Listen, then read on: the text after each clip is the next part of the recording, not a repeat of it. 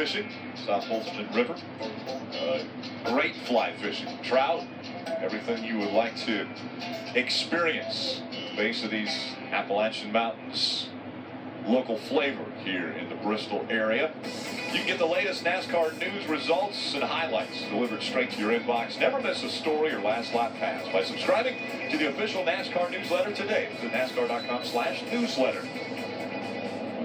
And Jeff Burton joining us as he just got out of the Toyota Camry on-track car and took a few laps around the half mile. And Jeff, how was that bottom line that we've been talking about so much? There's grip there. I mean, you can definitely feel it. You can definitely feel it. Yeah, you can definitely feel it. I think, where I really felt it was like just past the middle of the corner. It seemed like there was a lot of grip, like under throttle. So it's going to be interesting to see what happens as this race tonight goes on, and after qualifying, the more you run it, is it going to stay down? If it does, there's a lot of grip down there. About ready to get underway with round number 1. Before we do that, let's go to Marty Snyder. Well, Rick, as you can see, beautiful skies out here this afternoon for qualifying here at Bristol. The interesting thing is we had rain earlier today, and the majority of Sprint Cup Series teams thought that we would actually not be qualifying today. So many of them did not make qualifying mock runs in practice earlier today, including this guy, Kevin Harvick. They made 0 mock runs in qualifying. So I'm going to ask our crew chief, Steve Letarte, how much of a curveball is it now if you haven't made any mock runs all day long, your first one's in the qualifying session itself? Well, it's definitely big. You have to lean on your teammates, but you can also lean on the format a little bit. There's 3 different rounds. You go down, cut it down to 24 cars after round 1, then 12 cars after round 2. So really, Rick, the advantage that Kevin Harvick has, unlike in the past, where you had to go out and run 1 lap, and that's where you would qualify, he can make multiple runs. He can make multiple runs in round 1 just to advance. And remember, he only has to be in the top 24.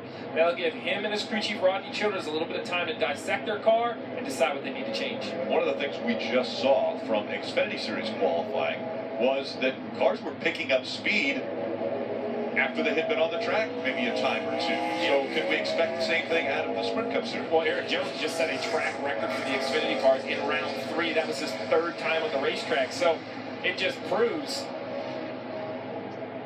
Yeah, 6 cars on the track and they forgot to open the cowl.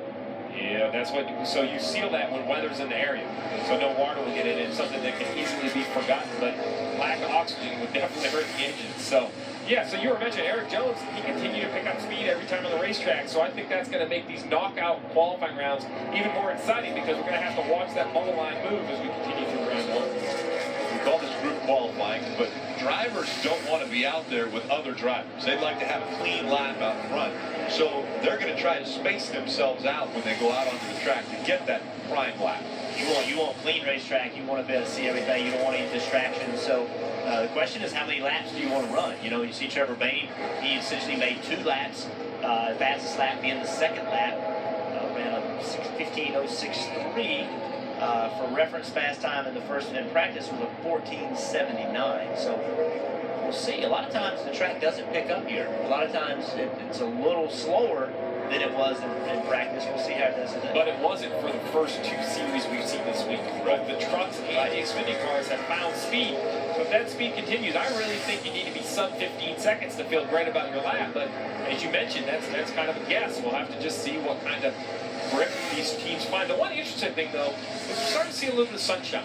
And we heard earlier on Wednesday when the trucks were here running how that activator, that VHT, whatever you want to call it, on the bottom of the racetrack, really gained grip with temperature. It'll be interesting to see if this sunshine activates it a little bit more. It hasn't for Ricky Stenhouse, because that was a big moment right there in the middle of 1 and 2.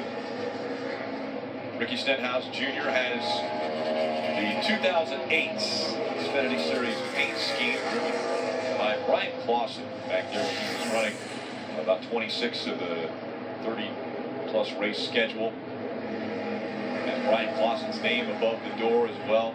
Brian Clausen passed away from a USAC midget racing accident just a couple weeks ago. Mike. And Rick, talking about that paint scheme, it was on Ricky Stenhouse's mind to do it. When he called the team and suggested it, they were already way ahead of him. They had planned to do it themselves, so everybody was on the same page here. In addition to that, if you can see inside the cockpit, Stenhouse wearing a very special helmet this week, a pink replica helmet of Brian Clausen's favorite helmet. This helmet will be auctioned off later to benefit the USAC Benevolent Fund, the fund where the Clausen family wants all funds to go as they pay tribute to Brian Clausen and his memory. We We saw in the visor, too, just a glimpse of it. It says, chasing 200. Brian Clausen set out at the beginning of this season to run in 200 races. And just imagine that. I mean, you're racing at least almost every night as far as what Brian Clausen tried to do to be able to accomplish that of chasing 200 races. And as I mentioned, passed away just a couple weeks ago from a racing accident. See the BC sticker also on the Ford car. Kevin Harvick. A lot of drivers paying their respects. Brian, so and around goes the 16 again. This time it was coming out of turn 2. Keeps it off the wall again. Earlier in practice, Greg Biffle off turn 4 went around. And so now he'll bring it back into the infield. Now the unfortunate part for the 16. Really good lap. All right, we're going to discuss this problem. Well, we'll have to see here what happened. You see he's just coming around the bottom and just kind of gets free. Corner exit gets a little high. Maybe Jeff puts a little extra wheel in it. Yeah, looked like he's left the corner just a little bit high. And we talked about it in the practice, is that when the car has this, the track has this much grip, you have to commit. You have to be in the throttle. And you can see he left just a little bit high, and the car came around on him quickly. But you have to assume a little bit of contact. I don't think it's enough, by any means to get a backup car out, but a little bit of damage. You see him right there, got into the wall, just a little bit. I think he hits the wall right here. No, he doesn't. The question is, how about his tires? What is that going to do for him? We heard on the radio say that he had a set of scuffs he could put on. This was in the final practice. In the middle of the corner, you see he's already loose, leaves turn 4, spins out. He's had 2 spins in Bristol in one day and hasn't done any major damage. Although it's not going well, I'd say it could have been a lot worse. Back to the attention of his crew on pit road. The clock stopped. Looks like there is a little bit of damage there to the 16. Yeah, I don't really think so. So the rule, as I understand it, we're going to get confirmation from NASCAR, is if you have not made a timed lap and you have an issue with a tire, you can change it. But after you've completed a timed lap, which Greg Biffle has done, currently 5th on the board, I don't believe he's able to change these tires until the break in action between rounds. We're going to have to confirm that with NASCAR, but that's how I understand the rule to read. We'll have to see what NASCAR rules on this. And the impact of leaving on the back straightaway here, you leave on the back straightaway and you come off turn 4 when you take the green, right? So that has him running his time. So yeah, he's officially taken a lap at 15.66 seconds. So Greg Biffle has had a lap in this session and then spun.